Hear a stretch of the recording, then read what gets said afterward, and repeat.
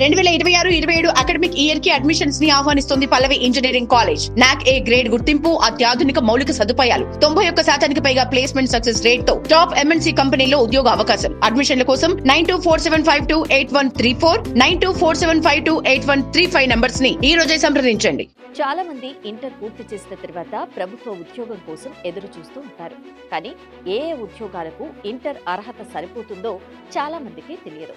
Intermediate అర్హతతో దరఖాస్తు చేసుకునే ప్రముఖ ప్రభుత్వ ఉద్యోగాల గురించి ఇప్పుడు తెలుసుకుందాం.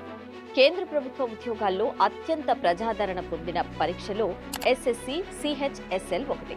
ఈ పరీక్ష ద్వారా lower divisional clerk, junior secretariat assistant, data entry operator వంటి పోస్టులను భర్తీ చేస్తారు. ఇక పోస్టల్ అసిస్టెంట్, సార్టింగ్ అసిస్టెంట్ వంటి కొన్ని పోస్టులకు ఇంటర్ అర్హతతో నోటిఫికేషన్లు విడుదలవుతూ ఉంటాయి. ఇక రైల్వే రిక్రూట్మెంట్ బోర్డు ద్వారా NTPC అండర్ గ్రాడ్యుయేట్ పోస్టులు భర్తీ చేస్తారు. వీటిలో junior clerk, accounts clerk, commercial come ticket clerk, train clerk వంటి ఉద్యోగాలు ఉంటాయి.